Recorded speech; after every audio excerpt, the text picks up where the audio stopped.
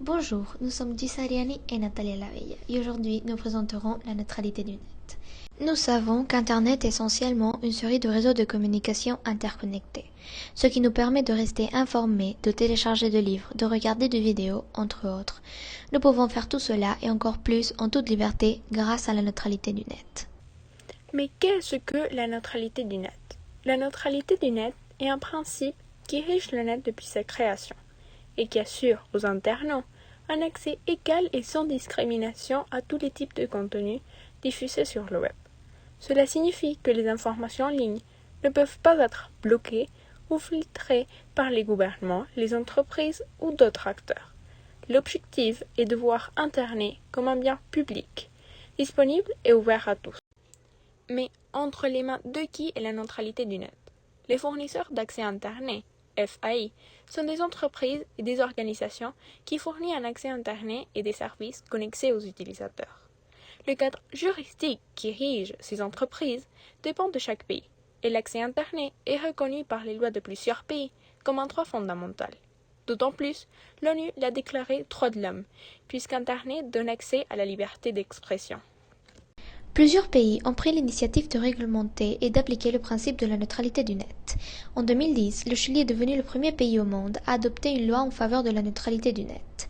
En 2012, les Pays-Bas sont le premier pays européen à adopter une règle de neutralité du net. En 2014, le Parlement européen a voté en faveur de la neutralité du net, déterminant que l'accès à Internet est un service public.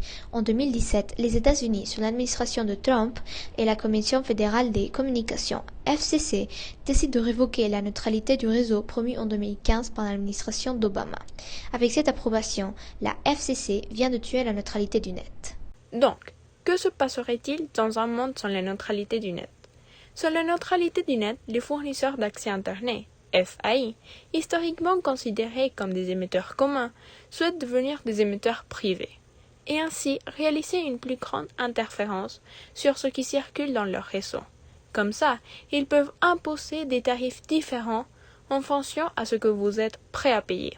Ceci en favorisant à quelques services, en leur permettant un accès plus rapide qu'autres, ou encore bloquer certains sites ou applications par des raisons politiques ou commerciales. Un exemple dérivé de l'absence de neutralité s'est produit il y a quelques années, lorsque Comcast a considérablement réduit la vitesse d'Internet de ses clients lors de l'utilisation de Netflix, afin de forcer l'entreprise à payer une grosse somme d'argent pour maintenir la vitesse de son service. En conclusion, nous pouvons dire que sans la neutralité du net, nous mettrions fin au concept original pour lequel Internet a été créé, dans lequel les individus exercent leur droit à la liberté de pensée, d'expression et d'information. Nous donnerions également le pouvoir aux grandes entreprises de contrôler l'accès et l'utilisation des pages web que nous visitions, violant ainsi notre vie privée et devenant une menace sérieuse pour les marchés libres, en essayant de monopoliser le marché. Peut-être sommes-nous donc devant la mort de la neutralité du net.